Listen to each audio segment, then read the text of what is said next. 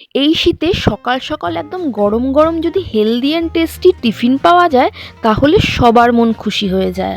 আমরা তো লুচি সবসময় বানাই কোনো ফেস্টিভ্যালে, কোনো অকেশনে, কোনো পুজোতে। তাই আজ আমি স্পেশাল পালংয়ে সবুজ সবুজ লুচি বানাবো, যেটা খেতে খুবই হেলদি এবং টেস্টি। আর এই লুচি খেতে আপনাদের খুবই ভালো লাগবে। নমস্কার বন্ধুরা, আমি ঝুমা আর ঝুমার ক্লাউড কিচেনে সবাইকে ওয়েলকাম। আশা করছি আপনারা সবাই ভালো আছেন, আমিও খুব ভালো আছি। তো চলুন আজকের এই মজার রেসিপিটা শুরু করা যাক। এই সিজনে কিন্তু খুব ভালো পালং পাওয়া যায়, আর পালং কিন্তু আমাদের খাওয়া উচিত।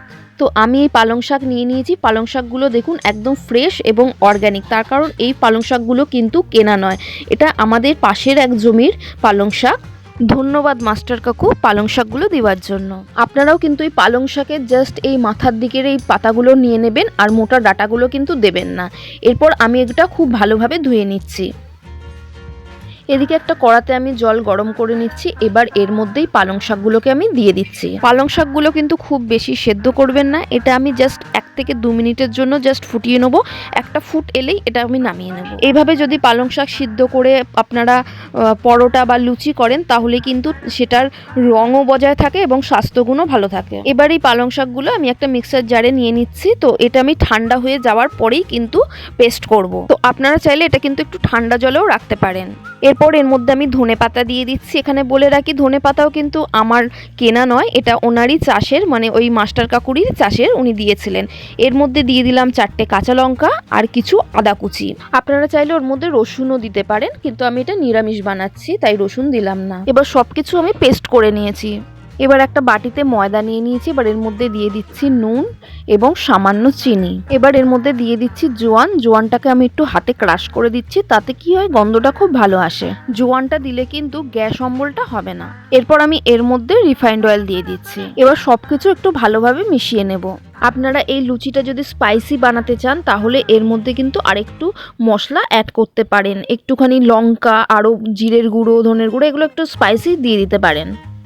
এরপর আমি এর মধ্যে পালং শাকের এই পেস্টটা দিয়ে দিচ্ছি। এবার পালং শাকের পেস্টটা খুব ভালোভাবে মেখে নেব। আর আমি এই মিক্সির জারের মধ্যে একটু জল দিয়েও ওই জলটা আমি এর মধ্যে দিয়ে দেবো যদি লাগে। আমরা জেনারেলি লুচি বাড়িতে বানাই, কিন্তু এখন তো পালংয়ের সিজন, তাই আপনারা বানিয়ে দেখুন, বিশ্বাস করুন দারুণ মজা লাগবে। সবাই আপনার প্রশংসা করবে, সবাই খুশি মনে খাবে। এটাও কিন্তু একটা পালং শাক খাওয়ার ভালো বাহানা। এটা আপনারা বাড়িতে বানান এবং কেমন হয়েছে সেটা কিন্তু আমাকে জানাতে ভুলবেন না। আমার বিশ্বাস আপনাদের খুবই ভালো লাগবে। তো এটা আমার মাখা হয়ে গেছে। এবার আমি এর মধ্যে কি করব, অল্প একটুখানি তেল ওপর দিয়ে দেব এবং তেলটা এর গায়ে ভালোভাবে মাখিয়ে নিয়ে এটা আমি 10 থেকে 15 মিনিট মতন রেখে দেব। বা আপনারা যদি চান এটা আগেও মাখিয়ে রেখে দিতে পারেন, যখন আপনারা মানে গরম গরম খাবেন তখন ওটা ভেজে নিতে পারেন, তাহলে কি হবে ময়েসটা ভালো থাকবে।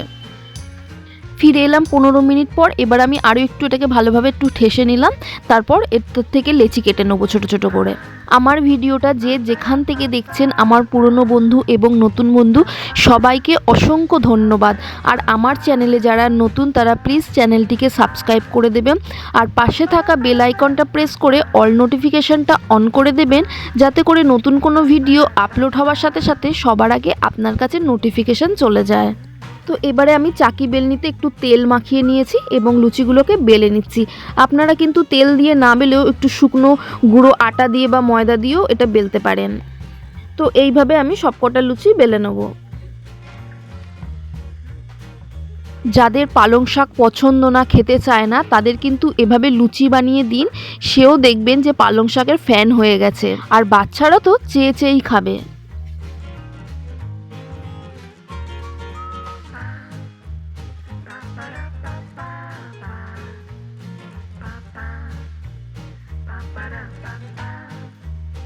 তো এইভাবে আমি সবকটা লুচি ভেজে নিলাম।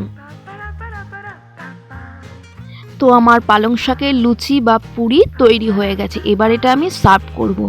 ওয়াও, দেখতে দেখুন কি অ্যাট্রাকটিভ লাগছে, একদম সবুজ সবুজ, দারুণ দেখতে লাগছে। এই লুচি খেতে এত মাইন্ড ব্লোয়িং লাগবে, অ্যামাজিং খেতে মজা লাগবে। আর এটা আমি সার্ভ করেছি ছোট ছোট নতুন আলুর দম দিয়ে।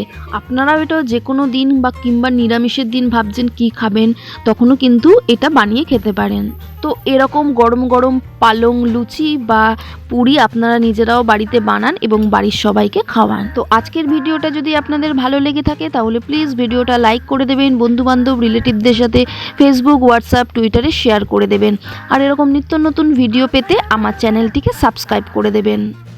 ভালো থাকবেন, সুস্থ থাকবেন। Thanks for watching. দেখা হবে একটা নতুন ভিডিও নিয়ে।